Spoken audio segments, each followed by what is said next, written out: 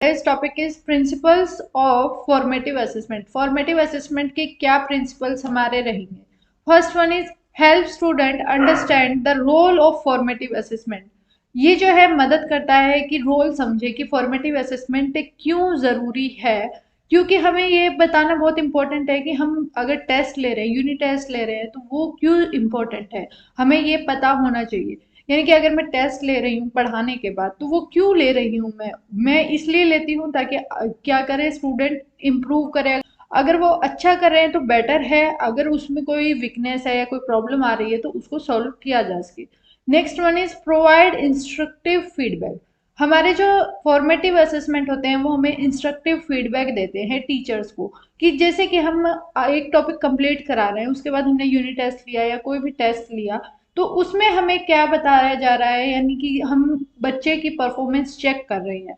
जब हम बच्चे की परफॉर्मेंस चेक करते हैं तो हम जब भी नेक्स्ट टाइम इंस्ट्रक्शन देंगे तो हम ध्यान रखेंगे कि किस किस की पॉइंट के ऊपर हमें ज़्यादा फोकस देना है। Next one is engage student with formative assessment. बच्चों को फॉर्मेटिव असेसमेंट के साथ एंगेज करें, ये सबसे इंपॉर्टेंट काम होता है एक टीचर का। आप जैसे ही फॉर्मेटिव असेसमेंट आप टेस्ट ले रहे हैं, यूनिट टेस्ट ले रहे हैं, और बच्चा कोई भी ध्यान ही नहीं दे रहा उसके ऊपर कि ये टेस्ट क्यों लिया जा रहा है, क्या इंपॉर्टेंस है इस टेस्ट की, वो आप एज ए टीचर आपकी ड्यूटी है ये कि आप बच्चे को एंगेज करें फॉर्मेटिव असेसमेंट में। Ultimately it is about their learning and getting them to an acceptable level. यानी कि ये हमारा अल्टीमेटली हमें कहाँ लेके जाएगा, बच्चे को लर्न कराने में मदद करेगा, और साथ ही साथ जिस लेवल की हमें लर्निंग चाहिए कि हाँ बच्चा इस टाइम पे इस पॉइंट तक इतना सीख चुका होगा, वो तो हमें कहाँ से पता चलेगा, फॉर्मेटिव असेसमेंट से पता चलेगा। Next one is look for patterns. यानी कि यहाँ पर हम देखेंगे कि डाटा जो हम कलेक्ट कर रहे हैं, यानी कि मैंने टेस्ट लिया है उससे मैं देख रही हूँ कि किस तरीके से बच्चे की परफॉर्मेंस चल रही है।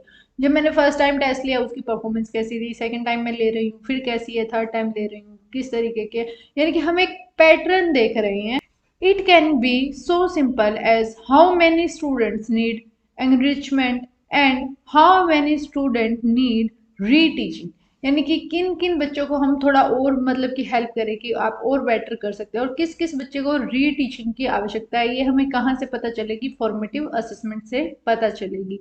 नेक्स्ट हमारा आता है plan instruction around content requirements and student need. हम जो है जब भी काम करेंगे हम स्टूडेंट के अकॉर्डिंग ही काम करेंगे। यानी कि पहले ट्रेडिशन मेथड में क्या था, टीचर जस्ट जाके लेक्चर दे रहा था, अपने अकॉर्डिंग पढ़ा रहा था।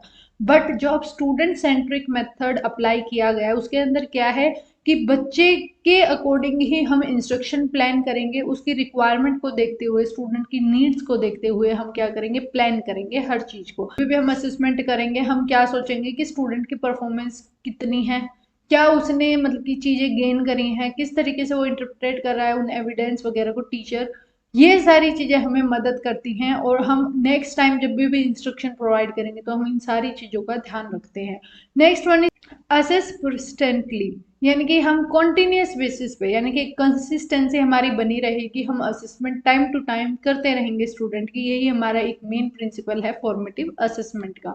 Next one is make feedback user friendly.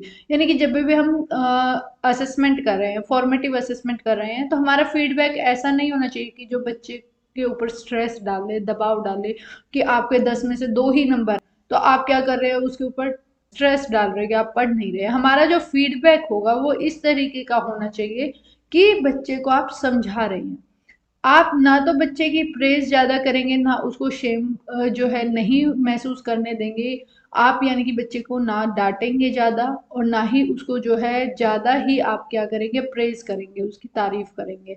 Next one is make room for student differences. यानी कि हम यहाँ पर क्या करेंगे, फ्लेक्सिबिलिटी लाने के लिए, how student are able to show what they know understand and are able to do is important. यहाँ पर हम ये देखेंगे क्लासरूम के अंदर, जैसे एक टीचर जा रहे हैं, एंट्री कर रहे हैं, तो क्वेश्चंस वगैरह बच्चे से पुट कर रहे हैं, अलग अलग टाइप के क्वेश्चंस, तो वहाँ हमें क्या है, बच्चों के बारे में पता करने में मदद मिल रही है। फॉर्मेटिव असेसमेंट जो होते हैं वो भी हमें स्टूडेंट्स के बारे में जानने में हेल्प करते हैं। Next one is know, understand and do. यानी कि यहाँ पर हम जब भी फॉर्मेटिव असेसमेंट करेंगे, यहाँ पर पिन पॉइंट है, ये सबसे इम्पोर्टेंट पॉइंट है हमारा, नो यानी कि जानो, अंडरस्टैंड करो, समझो और डू, और फिर उस काम को करो। ये सबसे मेन पॉइंट है हमारे फॉर्मेटिव असेसमेंट का। Next one is repeat the process. Formative assessment जो है एक रिपीटेटिव प्रोसेस है, यानी कि हम इसको रिपीट करते रहेंगे, लगातार लगातार हम करते रहेंगे, जिससे हम जो है बच्चे के बारे में अंडरस्टैंड कर पाएंगे।